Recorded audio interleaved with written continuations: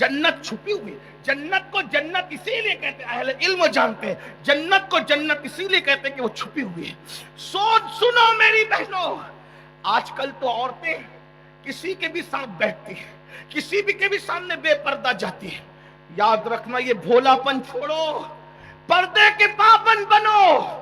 देवर से भी पर्दा, जेठ से भी पर्दा, खालाजाद भाई से भी पर्दा, चचाजाद भाई से भी पर्दा, मामूजाद भाई से भी, सबसे पर्दा करो। एक मर्तबा किसी ने पूछा, इमाम इब्नुल जौजी इस हदीस को लाए हैं, तवज्जो से सुन।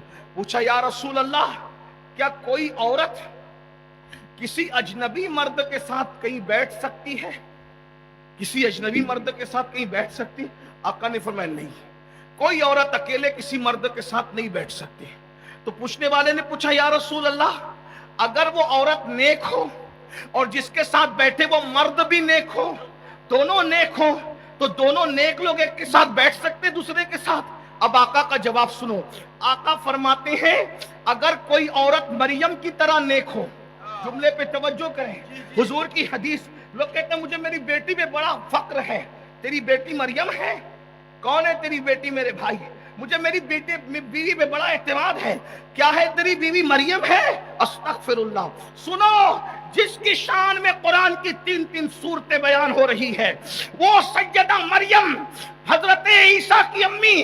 आका फरमाते हैं, अगर मरियम की तरह नेक औरत हो और याहया की तरह नेक मर्द हो और दोनों अकेले बैठना चाहे, तो मैं दोनों को अकेले बैठने की इजाजत नहीं दे सकता।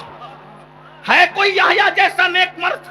है कोई मरियम जैसी नेक औरत? जब इनको अकेले बैठने की इजाजत नहीं है, तो याद रखना बेटियों, अगर अपनी जहन्नम, अपने आप को जहन्नम से बचाना है, पर्दे की पाबंदी करो। अभी आप लोग अहलुल बैत की बात पे बड़ा नाश करते हो, करना भी चाहिए, लेकिन मैं सोचता हूँ, या अल्लाह, सैयदा फातिमा का जिक्र कितना सुनते हो, कितना सुनते हो, कितना सुनते हो, मचलते हो, अपने आप को उनका गुलाम कहते हो, उनकी कनीज कहते हो, लेकिन क्या ये भूल गए सैयदा पाक सैयदा फातिमा ज़हरा ने अपने बच्चों से भी अपने सर के बालों को छुपाया?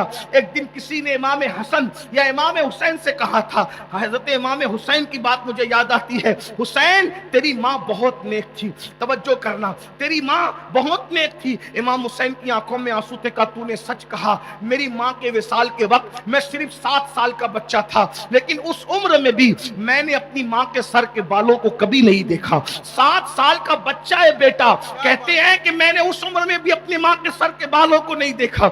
ये होता है पर्दा। अल्लाह अकबर। फिर मेरे आका सल्लल्लाहु अलैहि वसल्लम की कनीजों, आज ये भी हो रहा है कि लड़कियां अजनबी मर्दों से ताल्लुक बनाएं। अस्तगफिरुल्लाह, यहाँ की लड़कियां ऐसी नहीं है, बड़े शहरों में ऐसा होता है फिल्मों की वजह से, सीरियलों की वजह से, लेकिन वैक्सीन के तौर पे ये बात मैं कह रहा हूँ, टीका लगाते ना बीमारी से पहले, उसके तौर पे कह रहा हूँ, अगर ये दुनिया के अंदर औरतें पाक दामन हो जाए, किसी मर्द की मजाल नहीं है कि वो किसी औरत पर डोरे डाले, किसी औरत को बहकाए। औरतें फिसल रही है, इसीलिए मर्द जो है वो नाजायज ताल्लुकात में कायम हो रहे हैं। और लड़कों को भी कह दूं, 16-16, 17-17 साल की उम्र में लड़कियों से नाजायज दोस्ती करके जिना के अड्डों पर जाने वालों, जिना करने वालों, बदकारी करने वालों, सुन लो, यहां तक फरमाया गया हर गुनाह की सजा मरने के बाद मिलती है, हर गुनाह की सजा मरने के बाद मिलती है। ज़िना और माँ बाप की नाफरमानी 2 ऐसे गुनाह हैं जिसकी सजा दुनिया ही में मिलती है। माँ बाप का गद्दार जब तक दुनिया में जलील नहीं होगा,